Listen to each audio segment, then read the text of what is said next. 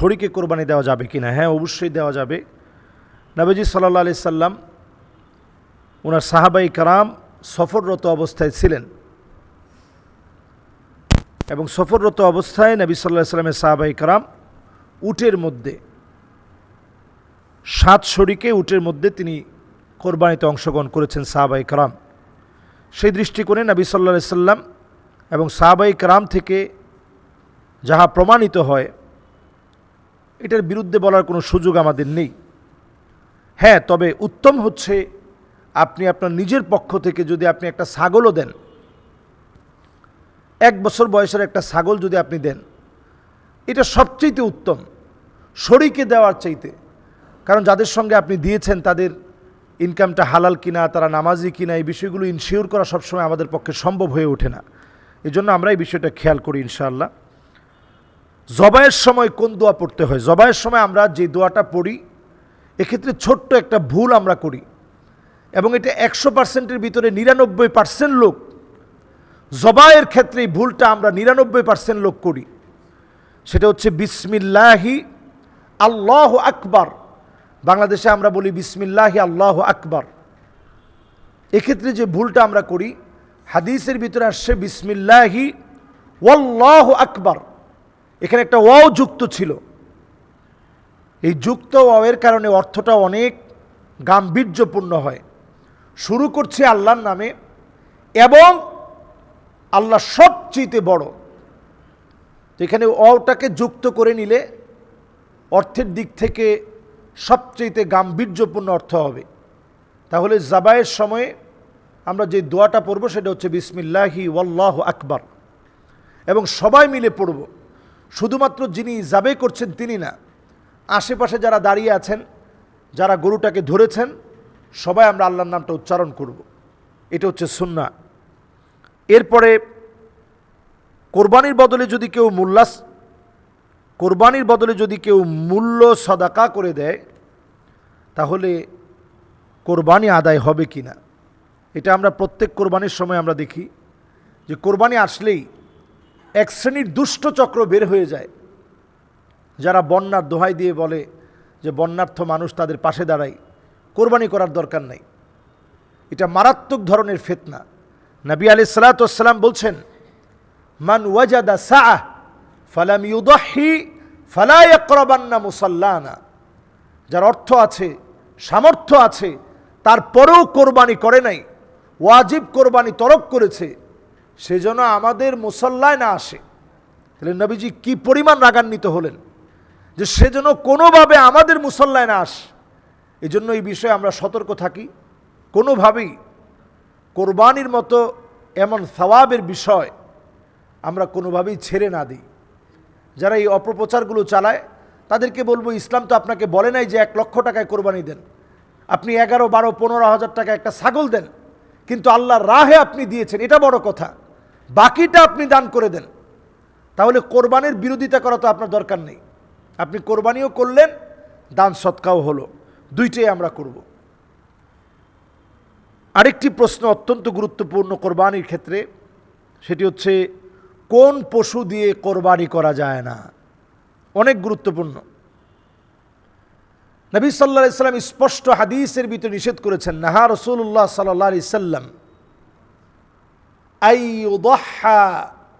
আইয়ুদহিয়া বিল মুকাবালাতি ওয়াল মুদাবারাতি আও শারকা আও খারকা আও জাদআ।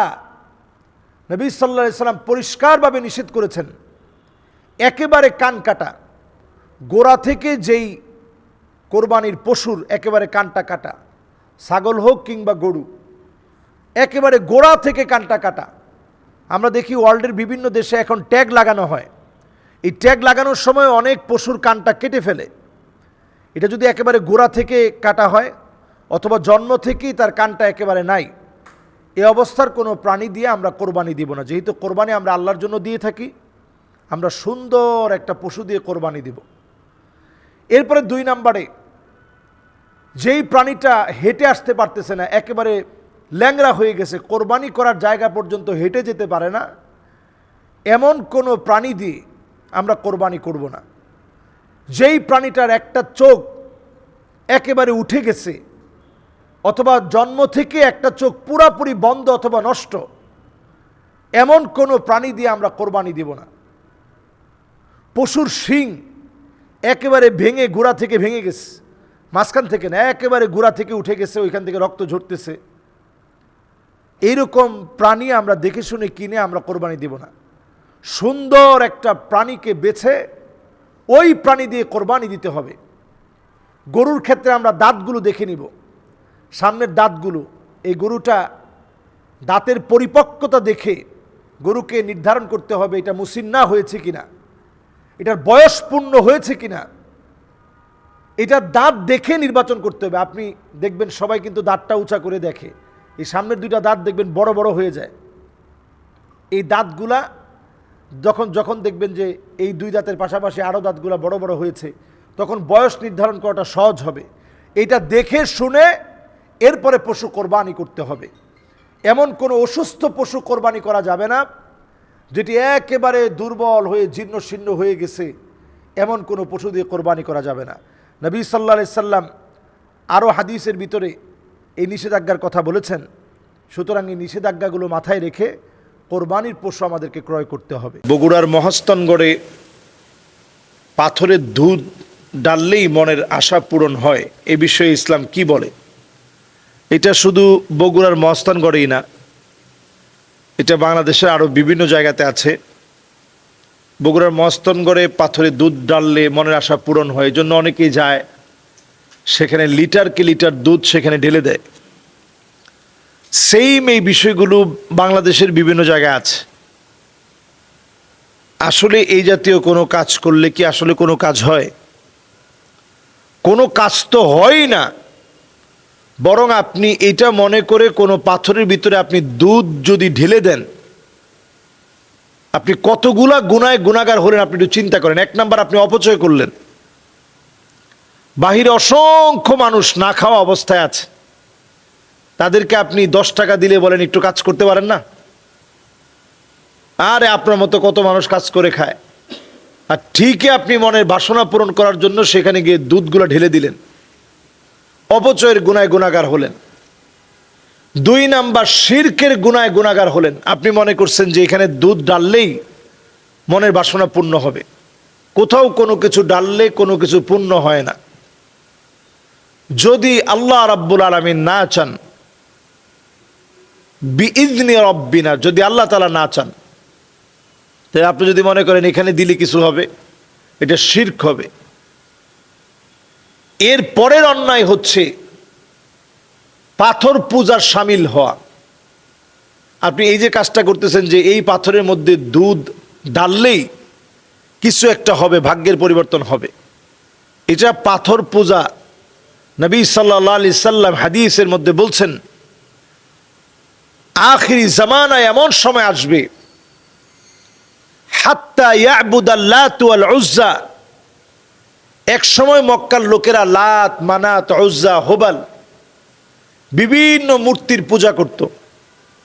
পরবর্তী সময়ে এই পূজার রীতিনীতি চেঞ্জ হতে হতে এখনো পর্যন্ত বিভিন্ন জায়গায় বিভিন্ন পাথরে চুমা দেওয়া, পাথরের ভিতরে দুধ ঢেলে দেওয়া, পাথরের মধ্যে মাথা ঘষানো, এগুলো সব পূজার শামিল। আখেরি জামানায় এগুলা বেড়ে যাবে। এখন তো বেড়ে গেছে। আমাদের বাংলাদেশেই এখানে নাকি নবীজি সাল্লাল্লাহু আলাইহি সাল্লামের পায়ের ছাপ আছে, নাউযু বিল্লাহি মিন যালিক। চিটাঙে নবীজির পায়ের ছাপ বলে এর আশেপাশে যেইভাবে চুম্বন করা হয়, নবীজির পায়ের ছাপ এখানে আসবে কেমনে? তারা বলে যে এটা নিয়ে আসছে, অথবা রেপ্লিকা অনুরূপ পায়ের ছাপটা এখানে আনা হয়েছে। এই টোটাল কথাগুলো সব ফেক, সব মিথ্যা কথা। এগুলোর ভিতরে কোনো বরকত নেই, এগুলো সব মিথ্যাচার।